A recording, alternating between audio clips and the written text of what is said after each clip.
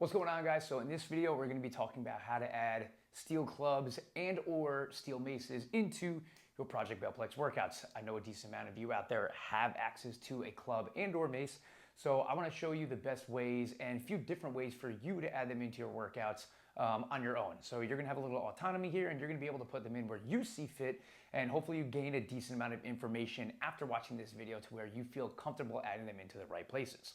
So when it comes to this video, I'm going to be putting steel clubs and maces together because they are very interchangeable and very similar to one another.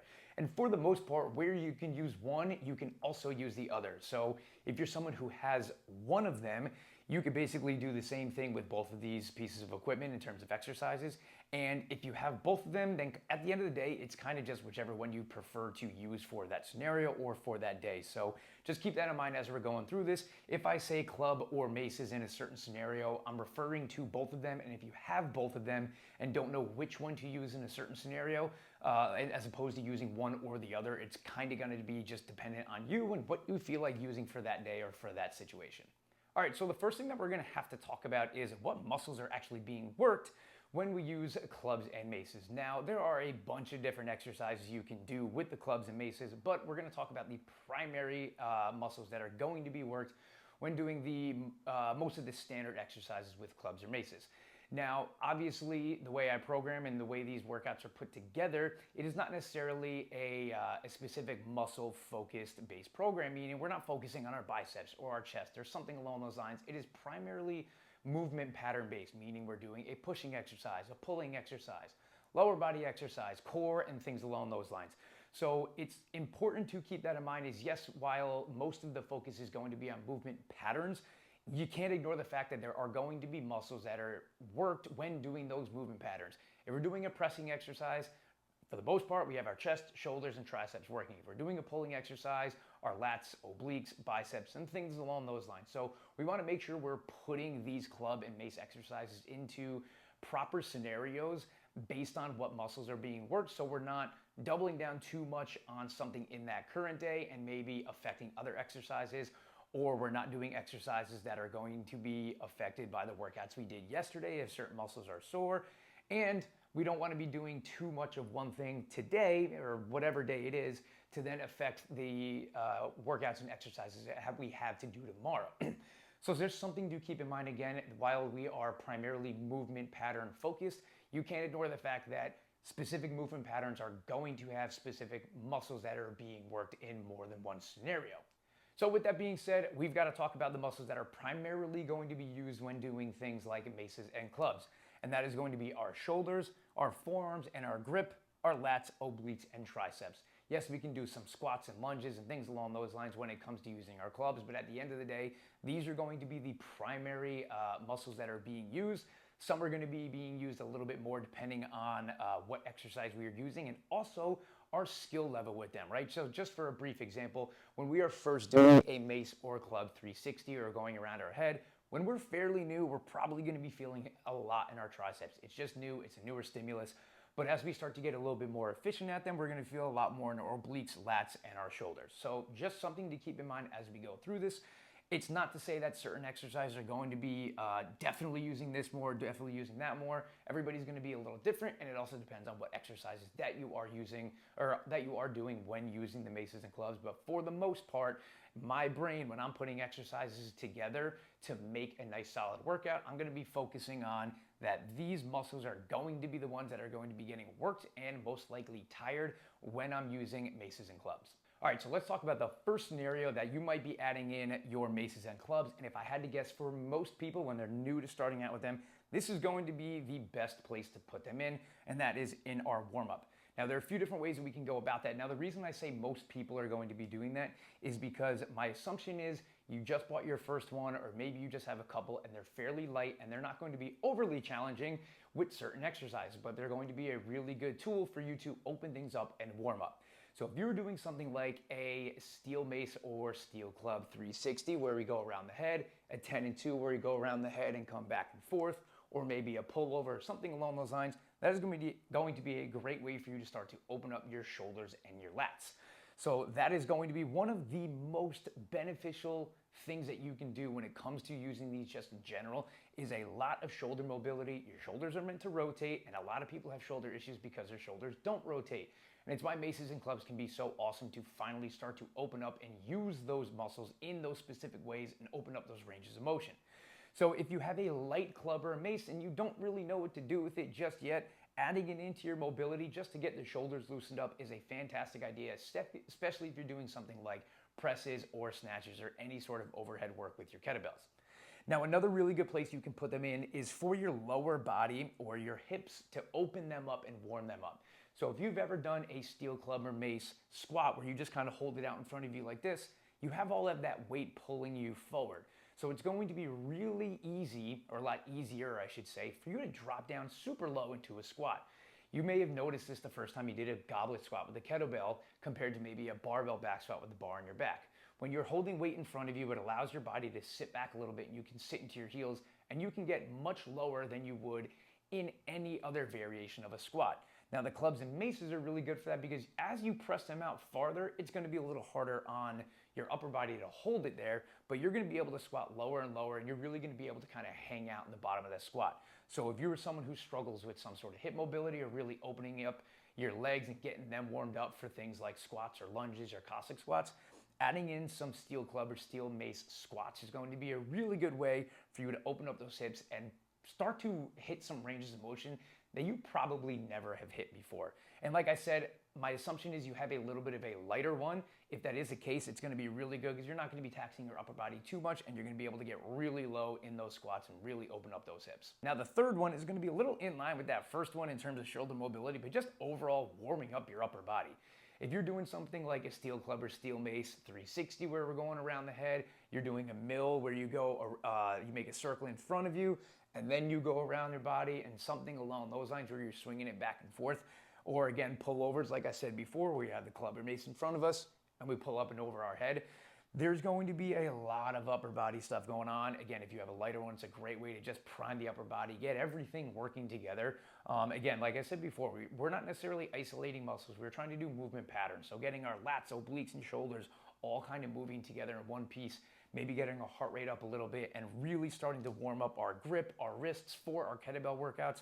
It's going to be a really good tool to do that. Again, especially if it's a little light, it's not going to tax you too much. It's just going to get kind of like the wheels rolling. We're going to start greasing the groove and start to feel pretty good when it comes to going into our maybe a little bit more taxing kettlebell exercises. All right, so the next scenario that you might think about adding some steel clubs and maces into your workouts is in your actual working sets. So what we have today is a nice simple circuit of 10 goblet squats, 10 single arm rows on each side, and then 10 halos on each side. Maybe you do this for anywhere from 4 to 5 sets, and then you're good to go. So if you wanted to add in steel clubs or steel mace to this, we have a few different ways that we can go about that. The first and simplest way is basically mimicking one of these movements with our steel club or mace. So a good example here would be, let's say we're going to take out our halos. Now, a steel club or steel mace 360 is probably the most popular exercise with those pieces of equipment. So a halo is a basically same movement.